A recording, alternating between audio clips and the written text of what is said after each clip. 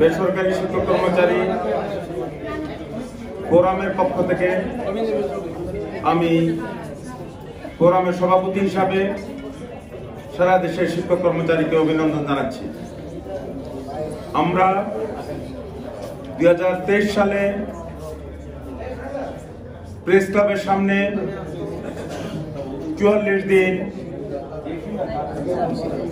আন্দোলনে ছিলাম, অবস্থান ধর্মঘটে।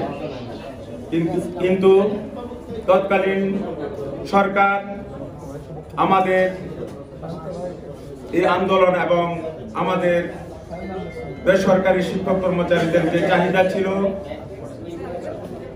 উৎসব বোনাসের পরিবর্তন, বাড়ি ভাড়ার পরিবর্তন, চিকিৎসা ভাতার পরিবর্তন, তারা সেটা করেননি।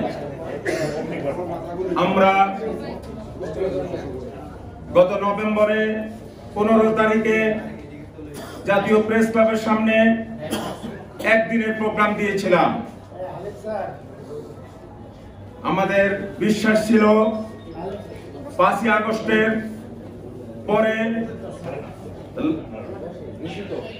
2000-এর মতো আমাদের ছাত্র জনতার রক্তের বিনিময়ে প্রায় 30,000 ছাত্র জনতার অঙ্গহানি এবং পঙ্গুত্বের বিনিময়ে যে সরকার প্রতিষ্ঠিত হয়েছে, সেই সরকার বাংলাদেশের যে যে সেক্টরে বৈষম্য আছে সেই বৈষম্য তারা নিরসন করবে।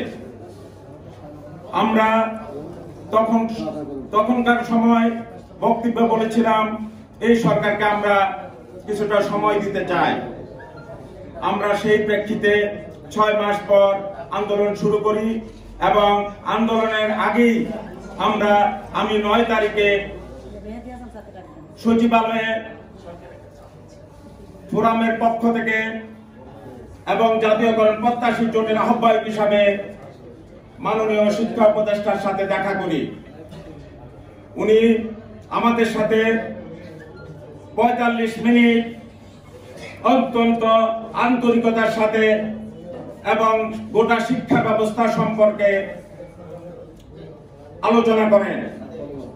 আমরা সেদিন বুঝেছিলাম মাননীয় শিক্ষা উপদেষ্টা বেসরকারি শিক্ষকদের দাবি দেওয়া সম্পর্কে সবকিছু জানেন।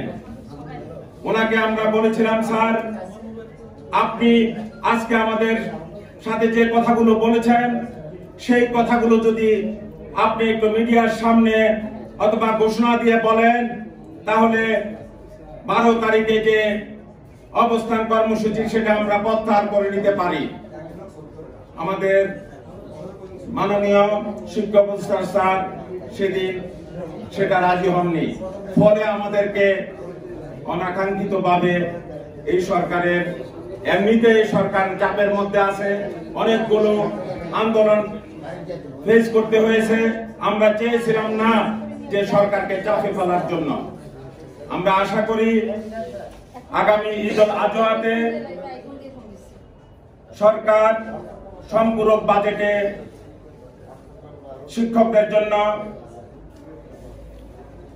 বোনাসের পরিবর্তন, বাড়ি ভাড়ার পরিবর্তন, বিনোদন ভাতা চালু এবং মেডিকেল ভাতা পরিবর্তন করবেন এবং সেই মোতাবেক প্রজ্ঞাপন জারি করে